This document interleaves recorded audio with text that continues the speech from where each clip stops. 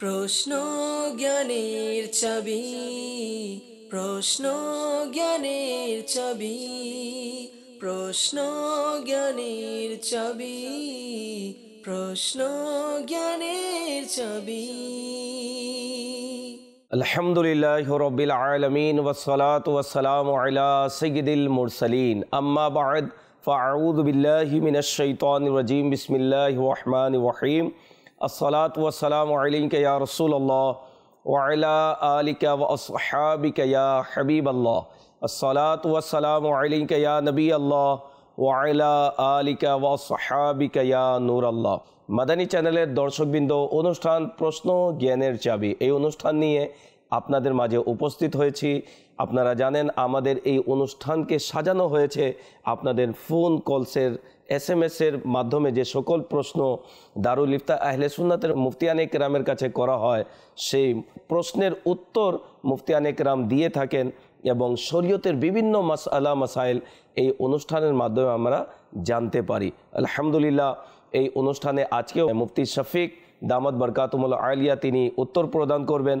তাই অনুরোধ করব, যারাই এই অনুষ্ঠান দেখছেন, টিভি স্ক্রিনে নাম্বার চালানো হচ্ছে, অবশ্যই আমাদেরকে ফোন কল করবেন এবং SMS করবেন এবং সোশ্যাল মিডিয়ার মাধ্যমে, ফেসবুকের মাধ্যমে, ইউটিউবের মাধ্যমে যারাই এই অনুষ্ঠান দেখছেন, অনুরোধ করব আপনাদেরও যদি কোনো শরীয়তের বিধান সম্পর্কে জানার যদি কোনো প্রশ্ন থাকে, অবশ্যই কমেন্টসের মাধ্যমে আমাদেরকে প্রশ্ন করবেন। ইনশাআল্লাহ পরবর্তী অনুষ্ঠানে আমরা আপনার প্রশ্নকৃত উত্তর প্রদান করার চেষ্টা করব। মাদানী চ্যানেলের দর্শকবৃন্দ, আসুন ভালো ভালো নিয়ত সহকারে এই অনুষ্ঠানকে দেখার প্রস্তুতি নিই। নবী পাক সাল্লাল্লাহু তাআলা আলাইহি ওয়া সাল্লামের প্রতি দুরূদ পড়ার অসংখ্য ফজিলত এবং বরকত রয়েছে। তিরমিজি শরীফের হাদিস, নবী পাক সাল্লাল্লাহু তাআলা আলাইহি ওয়া সাল্লাম ইরশাদ করেন, কিয়ামতের দিন লোকদের মধ্যে সবচাইতে বেশি আমার নিকটবর্তী সেই হবে যে বেশি আমার প্রতি দুরূদে পাক পড়ে। নবী পাক সাল্লাল্লাহু তাআলা আলাইহি ওয়া সাল্লামের প্রতি দুরূদে পাক পাঠ করলে ইনশাআল্লাহ অধিক থেকে অধিক যদি আমরা দুরূদে পাক পড়ি, কিয়ামতের দিন নবী পাক সাল্লাল্লাহু আলাইহি ওয়াসাল্লামের নিকটবর্তী হব। মুফতি আহমদ ইয়ার খান নাঈমি রহমতুল্লাহ তাআলা এই হাদিসের আলোকে অত্যন্ত সুন্দর চমৎকার একটি কথা বলেছেন। তিনি শারহা করতে গিয়ে বলেন যে কিয়ামতের দিন সবচেয়ে প্রশান্তিময় তারা থাকবে যারা নবী পাক সাল্লাল্লাহু আলাইহি ওয়াসাল্লামের নিকটে থাকবে, এবং এই নিকটে থাকার মাধ্যম হচ্ছে, ওসিলা হচ্ছে দুরূদে পাক। এবং সেই হাদিসের আলোকে মুফতি সাহেব বলেন যে দুরূদ শরীফ উত্তম একটি নেকি, যে অন্যান্য নেকি দ্বারা জান্নাত মিলে, আর দুরূদে পাক এর বরকতে জান্নাতের যিনি দুলহা, জান্নাতের যিনি মালিক নবী পাক সাল্লাল্লাহু তাআলা আলাইহি ওয়া সাল্লাম মিলে যায়। নবী পাক সাল্লাল্লাহু আলাইহি ওয়াসাল্লামের সঙ্গ সে পাবে যারা নবী পাক সাল্লাল্লাহু আলাইহি ওয়াসাল্লামের প্রতি অধিক থেকে অধিক দুরূদে পাক পড়ে থাকে। আসুন বরকতের জন্য একবার দুরূদে পাক পড়ি। সাল্লু আলাল হাবিব সাল্লাল্লাহু তাআলা আলা মুহাম্মদ সাল্লাল্লাহু আলাইহি ওয়াসাল্লাম। মাদানী চ্যানেলের দর্শকবৃন্দ, প্রশ্ন জ্ঞানের চাবি এই অনুষ্ঠানে আপনাদের বিভিন্ন ফোন কলসের মাধ্যমে বা ভিডিও কলের মাধ্যমে বা SMS-এর মাধ্যমে শরীয়তের যে সকল বিধান সম্পর্কে আপনারা জানতে চান, মুফতি সাহেব সেই সকল প্রশ্নের উত্তর প্রদান করে থাকেন। আজকেও দেখব কোন ইসলাম ভাই কোথায় থেকে শরীয়তের কোন বিষয় নিয়ে আমাদেরকে প্রশ্ন করেছেন। সেই মূল পর্বে যাওয়ার পূর্বে অনুরোধ করব, যারাই এই অনুষ্ঠান দেখছেন আমাদেরকে প্রশ্ন করতে ভুলবেন না। অবশ্যই এখনই টিভি স্ক্রিনে নাম্বার যে দেখানো হচ্ছে লিখে নিন এবং এখনই কল করুন এবং SMS করে দিন বা কমেন্টসের মাধ্যমে প্রশ্ন করুন। ইনশাল্লাহ পরবর্তী পর্বে আপনাদের করা প্রশ্নের উত্তর ইনশাল্লাহ দারুল ইফতা আহলে সুন্নাতের মুফতি সাহেব উত্তর প্রদান করবেন। জি, পরবর্তী প্রশ্ন চালিয়ে দিন। আমার নাম মফিজুর রহমান আত্তারি। আমার প্রশ্ন হচ্ছে, গ্রাম অঞ্চলে তাবারুক বা সিন্নি মান্নত করে মানুষকে খাওয়ানো কেমন, এ ব্যাপারে শরীয় বিধান কি? জি, মুফতি সাহেব কি এই বিষয়ে বলবেন? অনেকে মান্নত করে তাবারুক, আমাদের আহলে সুন্নাতের মধ্যে এটি প্রচলন রয়েছে যে আমরা মান্নত করে তাবারুক বন্টন করে থাকি, বা কোনো দিনী মাহফিলের পর আমরা তাবারুক বন্টন করে থাকি। এর বিধান কি? অনেকে এই বিষয়ে নিষেধও করে যে না, তাবারুক খাওয়া যাবে না, তাবারুক খাওয়া ঠিক নয়। তো এই যে তাবারুকের ব্যবস্থা করা হয়, ব্যবস্থা করা কেমন এবং এই তাবারুক খাবার বিধান কি, সে বিষয়ে যদি আমাদেরকে বিস্তারিত বলতেন। জি মুফতি সাহেব। শিরনি বন্টন করা এটা সাধারণভাবে আমাদের এখানে তাবরুক হিসেবে হয়ে থাকে। আর তাবরুকের মান্যত যেটা ইসালে সাওয়াবের নিয়তে হয়ে থাকে, অথবা মিলাদ শরীফের শিরনি বন্টনের মান্যত অথবা অনুরূপভাবে, তো এটা প্রচলিত মান্যত হয়ে থাকে, ওয়াজিব মান্যত নয়। অর্থাৎ যদি কেউ না করে গুনাহগার হবে এমনটা নয়, এটাকে মান্যতে উরফি বলা হয়ে থাকে। যদি কেউ মান্যত করে, ভালো কথা, আপনি বন্টন করুন।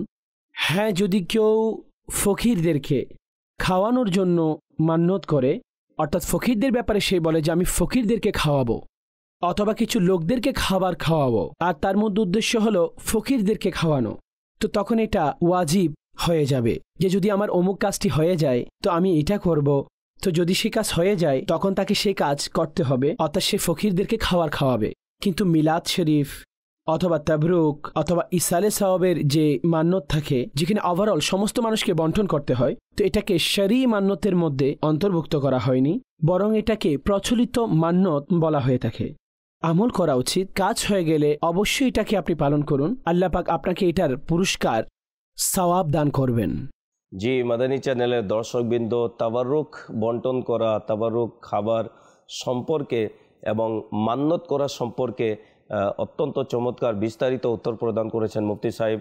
যারাই এই অনুষ্ঠান দেখছেন, তাবারুক খাওয়ানো বা আয়োজন করা নিষেধ নেই। যদি নিষেধ হতো মুফতি সাহেব নিষেধ করে দিতেন, যেহেতু একজন মুফতি হয়ে তিনি শরীয়তের বিধান আমাদের সামনে বলে দিয়েছেন। আমরা সাধারণত লোক যারা রয়েছেন, আমরা যেন মুফতি সাহেবের এই ফরমান এবং যে বিধান তিনি বলেছেন তার উপর যেন আমরা আমল করি। মাজাল্লাহ অনেকে নিষেধ করে থাকে, তাদের তওবা করা উচিত।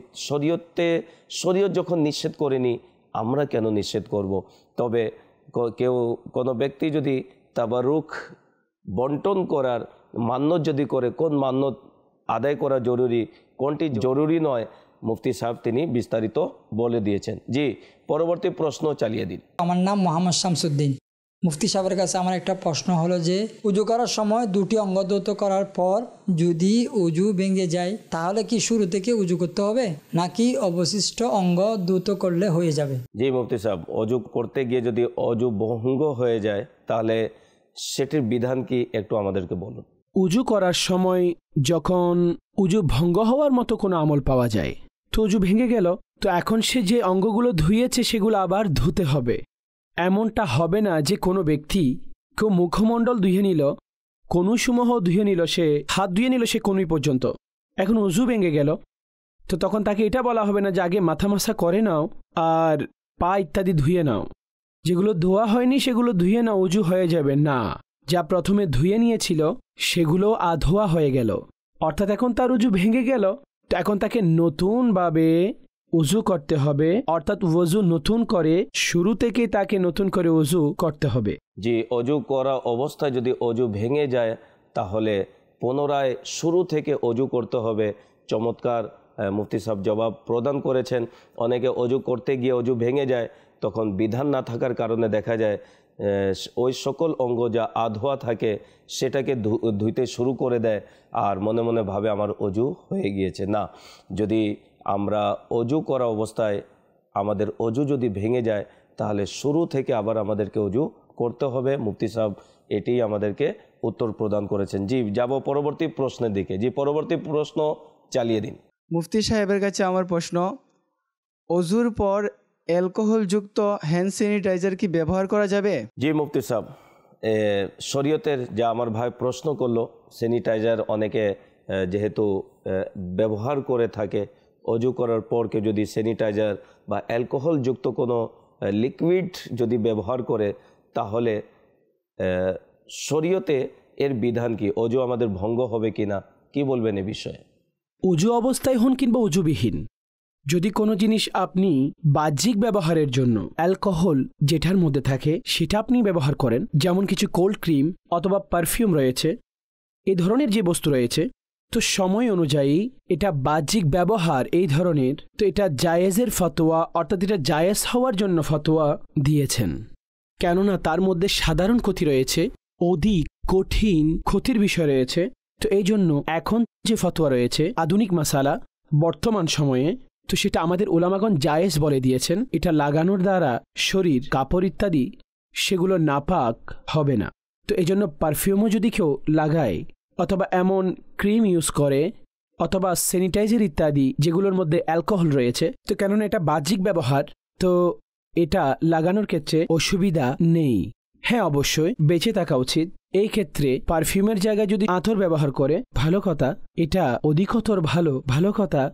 কিন্তু যদি কেউ পারফিউম লাগায় অথবা বডি স্প্রে ব্যবহার করে, তো আমরা এটা বলবো না যে তাদের কাপড় ইত্যাদি এগুলো নাপাক হয়ে গেছে, কেননা বাহ্যিকভাবে এগুলো ব্যবহার করা এই ব্যাপারে উলামাগণ ফতোয়া দিয়েছেন। জি, ওলমায়ে কেরাম, ওলমায়ে আহলে সুন্নাত আমাদের জন্য অনেক বড় নিয়ামত, রহমত। শরীয়তের তারা গবেষণা করে বিভিন্ন আহকাম আমাদের মাঝে উপস্থাপন করেন, যাতে করে আমরা সাধারণ লোক যারা, আমরা যেন কোনো শরীয়তের মাসআলা মাসাইলের কারণে আমাদের দৈনন্দিন কাজে যেন ব্যাঘাত না হয়, তারা গবেষণা করে অত্যন্ত শরীয়ত সম্মত তারা উত্তর প্রদান করে থাকেন। আমরা শুনেছি যদি স্যানিটাইজার বা পারফিউম কেউ যদি ব্যবহার করে বাহ্যিকভাবে, তাহলে সেটি শরীয়তে জায়েজ রয়েছে। জি, মাদানী চ্যানেলের দর্শকবৃন্দ, আপনারা দেখছেন অনুষ্ঠান প্রশ্ন জ্ঞানের চাবি। টিভি স্ক্রিনে নাম্বার দেখানো হচ্ছে, অবশ্যই আমাদেরকে কল করুন, SMS করুন এবং কমেন্টসের মাধ্যমে আপনার মনে যা শরীয়তের বিধান সম্পর্কে প্রশ্ন করতে আপনি চান, অবশ্যই আমাদেরকে করুন। আকীদাগত, আমলগত এবং অন্যান্য শরীয়তের বিধানাবলী সম্পর্কে জানার জন্য অবশ্যই আমাদেরকে প্রশ্ন করুন। ইনশাআল্লাহ দারুল ইফতা আহলে সুন্নাতের মুফতি সাহেব আমাদেরকে উত্তর প্রদান করবেন। আজকের এই পর্বে মুফতি শফিক সাহেব আমাদের সাথে রয়েছেন, তিনি উত্তর প্রদান করছেন। আসুন আমরা পরবর্তী প্রশ্নের দিকে যাব। জি, প্রশ্ন চালিয়ে দিন। আমার নাম মোহাম্মদ রবিউল হোসেন আত্তারি। মুফতি সাহেবের নিকট আমার একটি প্রশ্ন হচ্ছে যে মসজিদের মধ্যে নিকাহ বা বিবাহ করা কেমন? জি মুফতি সাহেব, অনেকে নিকাহ, বিবাহের অনুষ্ঠান অর্থাৎ নিকার ব্যবস্থা মসজিদে করে থাকে, কিন্তু মসজিদে বর্তমানে যে আমাদের অবস্থা, মসজিদের আদব এবং মসজিদে কারা নিকাহ করতে পারবে, করার পূর্বে কোন কোন বিষয়ে তাদের খেয়াল রাখা জরুরি, আশা রাখি এই প্রশ্নের উত্তরে আপনি বিস্তারিত আমাদেরকে বলবেন। জি মুফতি সাহেব, কি বলবেন এই বিষয়ে? নাতের মাহফিল সাধারণভাবে আমাদের এখানে তেলাওয়াত, নাত শরীফ, বয়ানের ধারাবাহিকতা হয়ে থাকে। এটা আল্লাহ এবং তার রাসূলের জিকির। এখন হতে পারে তার পিছনে যে কোনো কারণ, বিয়ে উপলক্ষে মাহফিল হচ্ছে অথবা কোনো কুলখানি, বাৎসরিক, এই কারণে মাহফিলের আয়োজন করা হয়েছে, যেটাকে আমরা ইসালে সওয়াব মাহফিল বলে থাকি। এটার পিছনে যে কারণেই হোক না কেন, হচ্ছে তো আল্লাহ এবং তার রাসূলের জিকির করা হচ্ছে, আল্লাহ এবং তার রাসূলের নাম নেওয়া হচ্ছে, এটা একেবারে জায়েজ। মসজিদ বানানোই হয়েছে এটার জন্য। মানুষ সেখানে বসবে, আল্লাহ এবং তার রাসূলের জিকির করবে, ইবাদত করবে, নেকির কাজ করবে, ইলমে দ্বীন শিখবে, অন্যদেরকে শিখাবে। তো এগুলো নেকির কাজ। এখন এই কারণে নয় যে অমুকের বিয়ে হচ্ছে তাই সেই মাহফিল মসজিদে অনুষ্ঠিত হচ্ছে, তো এই কারণে এই মাহফিলকে নিষেধ করা যাবে না। আর মসজিদে এই মাহফিল হতে পারে, আর মসজিদে বিবাহের অনুষ্ঠান করাও বৈধ। যাই হোক, মসজিদের যে আদব সম্মান রয়েছে, সকলের এর প্রতি খেয়াল রাখা এটা আবশ্যিক, যেন এমন না হয় যে এমন আয়োজন করা হলো যে মসজিদকে মসজিদ মনে হচ্ছে না, বিয়ে বাড়ি মনে হচ্ছে। তো এই বিষয়গুলোকে খেয়াল রাখতে হবে। এখন এইভাবে এটাকে বানিয়ে দেওয়া যাবে না যে এটা মসজিদের মতোই মনে হচ্ছে না, এটাকে এমন কোনো ডেকোরেশনের মাধ্যমে এইভাবে বানিয়ে দেওয়া। তো এই জিনিসগুলো খেয়াল রাখতে হবে। আমাদের প্রচলিত যেভাবে নিয়ম রয়েছে, মসজিদের মধ্যে মিলাদ মাহফিল হয়, 12 শরীফ হয়, 11 শরীফ হয়ে থাকে, এভাবে অন্যান্য মাহফিল তো সাধারণভাবে হয়। তো এটা সাধারণ, যেভাবে মিম্বরে বসে আলোচনা করা হয় অথবা চেয়ার দেওয়া হয়, যে চেয়ারে বসে গেল, খতিব সাহেব বয়ান করলো অথবা কেউ নাত শরীফ পড়ছে, তো এটা হলো নিয়ম। এমন হতে পারবে না যে তাতে পুরো চেয়ার দ্বারা সজ্জিত করা আর সমস্তটা বিয়ে বাড়ির মতো করে ফেলা, এটার অনুমতি নেই। সাধারণ পদ্ধতিতে মাহফিল আর সাধারণ নিয়মে হচ্ছে, তো এটার অনুমতি রয়েছে। সেটা বিয়ের মাহফিল হোক, কোনো অসুবিধা নেই, সেটা মসজিদে করা যেতে পারে। কিন্তু আদব এবং সম্মান সমস্ত জায়গায় রাখা জরুরি হবে। যে সমস্ত বিয়ে মসজিদের মধ্যে হয়, তো সেটাও ঠিক আছে। আর এটাকে মুস্তাহাব বলা হয়েছে, মসজিদের মধ্যে বিবাহ সম্পন্ন হওয়া। তার মধ্যে মসজিদের আদব শিষ্টাচারিতার প্রতি খেয়াল রাখা, কোনো বাহ্যিক কথাবার্তা হবে না, দুনিয়াবি কথাবার্তা হবে না, চেঁচামেচি হবে না, লড়াই ঝগড়া পরস্পরের মধ্যে হবে না। তো এই সমস্ত জিনিস থেকে, শোরগোল থেকে মসজিদকে বাঁচিয়ে রাখা এটা আবশ্যিক। তো এই জন্য মসজিদে বিবাহ হওয়া এটাও জায়েজ, মুস্তাহাব, ঠিক আছে। আর বিয়েরও কোনো মাহফিল যদি মসজিদের মধ্যে হয় তো করতে পারবে, কোনো অসুবিধা নেই। এই বিষয়গুলো খেয়াল রাখবেন যা আমি আরজ করেছি। আদব এবং শিষ্টাচারিতার বিষয়ে মসজিদের পরিবেশ কিভাবে পরিবর্তন করা যাবে না, যে সেটা মসজিদ মনে না হয় বিয়ে বাড়ির মতো লাগছে সেটাকে, শরীয়তে এটার এজাজত নেই। জি মাদানী চ্যানেলের দর্শকবৃন্দ, মসজিদে নিকাহ করা জায়েজ রয়েছে, মুস্তাহাব একটি আমল। তবে মসজিদের আদব কিভাবে করতে হবে সেই বিষয়ে মুফতি সাহেব বলে দিয়েছেন। অনেক সময় মসজিদে আয়োজন করা হয় বিবাহের, কিন্তু দেখা যায় সাধারণ লোক যারা আমরা মসজিদের আদব করতেই পারি না, চেঁচামেচি শুরু হয়ে যায়, বিভিন্ন হট্টগোল এবং বিভিন্নভাবে সেখানে উচ্চ আওয়াজে কথা বলা হয়। এটি ঠিক নয়। মসজিদের আদব বজায় রাখতে হবে, আর মসজিদের আদব করা অত্যন্ত জরুরি রয়েছে। জি যাব পরবর্তী প্রশ্নের দিকে। জি পরবর্তী প্রশ্ন চালিয়ে দিন। আমার নাম মোহাম্মদ হারুন আত্তারি। মুফতি সাহেবের কাছে আমার প্রশ্ন, মসজিদে কিছু লোক মিলে এমনভাবে উচ্চস্বরে জিকির করার কারণে আশেপাশে মানুষের আমলের ব্যাঘাত সৃষ্টি হয়, এ ধরনের কাজের বিধান কি?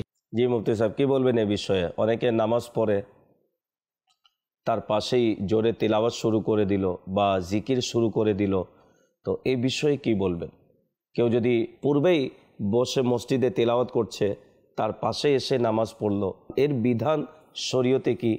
ভাই অনেক চমৎকার একটি প্রশ্ন করেছেন, বিস্তারিত আমাদেরকে উত্তর প্রদান করুন। জি মুফতি সাহেব।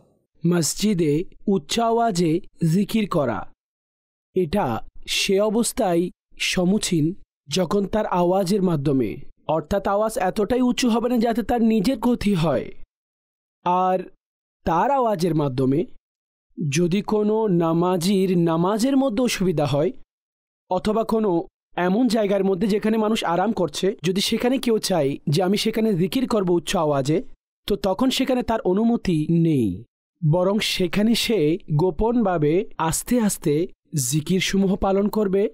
তো নিয়ম অনুসারে যেখানে কেউ নামাজ পড়ছে আর তার সাথেই বসে কেউ উচ্চ আওয়াজে জিকির করছে, তো শরীয়তে এটার অনুমতি নেই। যাই হোক, নামাজের পরে অনেক জায়গায় জিকির আজকার করা হয়ে থাকে। তো নামাজের পরে যেভাবে সাধারণভাবে কালিমা পড়া হয়ে থাকে অথবা এই ধরনের কোনো জিকির উচ্চ আওয়াজে করা হয়ে থাকে, তো তার অনুমতি সে অবস্থায় রয়েছে যে সেটা মধ্যম পন্থায় করা হবে। এমন উচ্চ আওয়াজ করবে না যাতে যাদের বাকি নামাজগুলো রয়ে গেছে তাদের কোনো অসুবিধা হবে, আর না এমন উচ্চস্বরে কোনো ব্যক্তি জিকির করবে যে যা নিজের কাছেই কষ্টদায়ক হবে। এই জিকিরের মাধ্যমে উচ্চস্বরে জিকির নিষিদ্ধ নয়, বরং এটা তো হাদিসের মধ্যে নিজেই সাহাবায়ে কেরাম আলাইহিম রিদওয়ান যখন নামাজ থেকে ফারেক হতেন তো উচ্চ আওয়াজে কিছু কালিমা পড়তেন, যে কারণে বাহিরের লোকরা বুঝতে পারত যে জামাত শেষ হয়ে গেছে। তো সাধারণভাবে উচ্চ আওয়াজে পড়া এটা নিষিদ্ধ নয়। হ্যাঁ, যেখানে অন্যান্য কারণ চলে আসে, নামাজ পড়ছে অথবা কোনো ঘুমন্ত ব্যক্তির কষ্ট হতে পারে, অর্থাৎ জায়গাটা এমন যে কেউ ঘুমাচ্ছে আর সে জিকির করতে চাচ্ছে, এই কারণসমূহের কারণে সেখানে নিষেধাজ্ঞা চলে আসবে। বলা হবে যে তুমি আসতে পড়ো। যদি সাধারণভাবে নামাজের পরে উচ্চস্বরে জিকির করে এটা নিষিদ্ধ নয়, কিন্তু আওয়াজ সেই মধ্যম পন্থায় হওয়া উচিত। এই বিষয়গুলো খেয়াল মসজিদ আমাদের ঘরের মধ্যেও রাখা উচিত। অর্থাৎ ঘরের মধ্যেও অনেক সময় দুই একজন আরাম করছে অথবা অন্য কিছু, আর আমরা চাই উচ্চ আওয়াজে জিকির, অথবা ট্যাব চালায় মোবাইলের কোনো রেকর্ড নাচ শরীফ আমরা শুনছি, তো সেখানে এগুলোর অনুমতি দেওয়া হবে না। যে কেউ যেখানে ঘুমোচ্ছে তো আপনি তারও খেয়াল রাখুন। আমাদের প্রিয় নবী সাল্লাল্লাহু আলাইহি ওয়া আলিহি ওয়াসাল্লামের এটা পদ্ধতি যে যখন আপনি তাশরিফ নিতেন কেউ ঘুমিয়ে থাকলে, তো তখন তিনি তাকে উচ্চ আওয়াজে সালাম দিতেন না। কেউ সেখানে জাগ্রত আছেন অথবা ঘুমন্ত রয়েছেন, তো তখন তিনি সেই মাত্রায় সালাম দিতেন যে তিনি শুনতেন, অর্থাৎ বাকিদের পর্যন্ত ওনার আওয়াজ এভাবে পৌঁছতো না। তো এটা আমাদের প্রিয় নবী সাল্লাল্লাহু আলাইহি ওয়াসাল্লামের তালিম সমূহের মধ্য থেকেও শিখতে পাই, তো অনুরূপভাবেই করা উচিত। কত সুন্দর শরীয়ত আমাদেরকে যারা ইবাদত করে তাদেরও খেয়াল রাখার জন্য বলেছে, যারা ঘুমিয়ে আছে তাদের আরামের প্রতিও খেয়াল রাখার আমাদেরকে ইসলাম শিক্ষা দিয়েছে। কত সুন্দর ধর্ম হচ্ছে আমাদের ইসলাম। ঘুমন্ত ব্যক্তিও যেন কষ্ট না পায় এবং সে যেন কষ্টে পড়ে না যায়। যারা ইবাদত করে, জিকির করে, তিলাওয়াত করে, তাদের উচিত এই সকল বিষয় খেয়াল রেখে আমরা যেন আমরা জিকির এবং তিলাওয়াত করি। অনেকে জোরে জোরে তিলাওয়াত করতে থাকে, জিকির করতে থাকে, পাশের লোক ঘুমিয়ে রয়েছে বা ঘরের মধ্যে লোক ঘুমিয়ে রয়েছে, তাদের ঘুমের মধ্যে অসুবিধা হয়। তো সে বিষয়ে আমাদের খেয়াল করা উচিত। আল্লাহকে রাজি করার জন্য আমি তিলাওয়াত করব, জিকির করব, এর মাধ্যমে আল্লাহর কোনো বান্দা যদি কষ্ট পেয়ে যায়, তার অসুবিধা যদি হয়, তাহলে সেদিকেও শরীয়ত আমাদেরকে খেয়াল রাখার জন্য আদেশ করেছে। জি মাদানী চ্যানেলের দর্শকবৃন্দ, অনুষ্ঠান শেষের দিকে কয়েকটি প্রশ্ন রয়েছে ইনশাল্লাহ, এরপরেই আমরা বিদায় নিব। যারাই এই অনুষ্ঠান দেখছেন, আমাদের এই অনুষ্ঠানের পরেও আপনারা আমাদেরকে কল করতে পারেন। জি হ্যাঁ, কল সেন্টারে ইসলামী ভাইরা আপনাদের ফোন কলস রেকর্ড করবে ইনশাল্লাহ। শরীয়তের যে কোনো বিষয় নিয়ে আপনি যদি জানতে চান, অবশ্যই আমাদেরকে প্রশ্ন করুন, বা SMS এর মাধ্যমে বা কমেন্টসের মাধ্যমে অবশ্যই আপনি আমাদেরকে প্রশ্ন করতে পারেন। জি, পরবর্তী প্রশ্ন চালিয়ে দিন। আমার নাম মোহাম্মদ শহীদুর রহমান। হুজুর, আমার প্রশ্ন হচ্ছে যে চোখে চশমা দিয়া সেজদা করলে সেজদা হোক আদায় হবে কি না? জি মুফতি সাহেব, অনেকে চশমা পরিধান করে, দেখা যায় যে চশমা পরিহিত অবস্থায় সেজদা করে থাকে, এর বিধান কি হবে একটু বলুন। মাদানী চ্যানেলের দর্শকবৃন্দ যারাই এই অনুষ্ঠান দেখছেন, মনোযোগ দিয়ে আমরা যেন মুফতি সাহেবের উত্তর শুনি। জি মুফতি সাহেব। চশমা যদি কেউ পরিধান করে এবং সে অবস্থায় সে নামাজ আদায় করে, তো নামাজ তো পড়তে পারে, কিন্তু এখানে এটা দেখা জরুরি, কপাল এটা সিজদার মধ্যে লাগাটা ফরজ, আর নাকের হাড্ডি অর্থাৎ শক্ত যে হাড্ডি এটা লাগা ওয়াজিব, এটা লাগা ওয়াজিব। এখন যদি কেউ চশমা পরিধান করে, এভাবে সেজদা করতে পারে যে কপালও লাগে আর নাকের হাড্ডিও লাগে, নাকের যে উপরের অংশ এই অংশটি নয়, বরং এই শক্ত হাড্ডি এটা লাগতে হবে। তো চশমা পরিধান করেও নামাজ পড়তে পারেন, আর তার নামাজ হয়ে যাবে, কেননা সিজদা এখানে পরিপূর্ণ হয়েছে। আর যদি কেউ কপাল তো লাগিয়েছে কিন্তু নাকের হাড্ডি লাগায়নি, তো এটা ওয়াজিব ছেড়ে দেওয়া, জেনে বুঝে করল, নামাজ মাকরুহে তাহরিমি ওয়াজিবুল আদা দ্বিতীয়বার আদায় করা ওয়াজিব হয়ে যাবে। আর যদি ভুলে এই ওয়াজিব ছুটে যায়, তো সে শাহু সিজদা করলে নামাজ পূরণ হতে পারে, কিন্তু যদি শাহু সিজদাও ভুলে যায়, তাহলে সে নামাজকে পুনরায় পড়া ওয়াজিব হবে। তো মূল বিষয়বস্তু হলো এটি যে চশমা দ্বারা কোনো অসুবিধা হবে না। হ্যাঁ, যার চশমায় এমন ফ্রেম এমনটাই ব্যবহার করে যথাযথভাবে সিজদা করতে পারে না, অতঃপর সে চশমা দ্বারা নামাজ পড়তে পারবে না। আর চেষ্টা এটা থাকা জরুরি, চশমা খুলে ফেলে আপনি নামাজ পড়ুন, প্রশান্তির সাথে আপনি নামাজ পড়তে পারেন। হতে পারে এমন অনেক লোক রয়েছে যাদের চশমা ভেঙে যাওয়ার ভয় ইত্যাদি থাকে, তো না তারা কপাল যথাযথ লাগায় না নাকের হাড্ডি, তো সেক্ষেত্রে আপনি আপনার চশমাই খুলে ফেলুন। যদি কখনো আপনি নামাজ শুরু করে দেন চশমার সাথে, আর চশমা দ্বারা আপনি জানেন যে সিজদা যথাযথ হয় না, তো যখনই আপনি সিজদার জন্য যাবেন, তো এক হাতে আপনি আপনার চশমা খুললেন আর সিজদা করে নিলেন। তো একবারে যেহেতু আপনি এটা আমল করেছেন, তো এটা আপনার আমলে কলিলেই হবে। আপনি আপনার নামাজ পড়ুন আর আপনার নামাজকে আপনি পরিপূর্ণ করুন, সিজদাও আপনার যথাযথ হয়ে যাবে। পুরো মাসালা আমি আরজ করে দিয়েছি। চশমা পরিধান করে সিজদা হতে পারে, নাকের হাড্ডিও লাগতে পারে, ঠিক আছে। আর যদি এই সমস্ত বিষয়ে চশমা বাধা হয়, তাহলে চশমা পরিধান করে পড়তে পারবে না। চশমা পরে নামাজ পড়ার যে বিধান মুফতি সাহেব চমৎকার বলেছেন। অনেকে সেজদা করে, সেজদা করতে গিয়ে দেখা যায় নাকের যে হাড্ডি রয়েছে সেটি সেজদার মধ্যে রাখে না, শুধু নাকের যে অগ্রভাগ সেটি রেখে নেয়। তো তার সেজদা হবে কি না সে সম্পর্কে মুফতি সাহেব উত্তর প্রদান করেছেন। যারাই চশমা পরিধান করে থাকেন, নামাজের সময় সেজদা করতে গিয়ে এই বিষয় যা মুফতি সাহেব আমাদেরকে বলেছেন অবশ্যই খেয়াল রাখবেন, অন্যথায় এত কষ্ট করে নামাজ পড়লাম আর শরীয়তের বিধানের উপর আমল না করার কারণে আমার নামাজই হয়নি। তাই অনুরোধ করব যে এই বিষয়ে অবশ্যই খেয়াল রাখবেন। মুফতি সাহেব, একটি প্রশ্ন রয়েছে আপনার কাছে, সেটি হচ্ছে কাজা নামাজ। কাজা নামাজ সে সময় আদায় করা কি জরুরি যে সময় কাজা উমরি আদায় করা হয়, এই বিষয়ে কি বলবেন? কাজায়ে উমরির যে আহকাম রয়েছে তার মধ্যে এটা অকাট্যভাবে জরুরি নয় যে ফজরের কাজা হলে ফজরের ওয়াক্তেই করতে হবে, জোহরের হলে জোহরের ওয়াক্তে করতে হবে, আসরের হলে আসরের ওয়াক্তে। এমনটা একেবারেই নয়।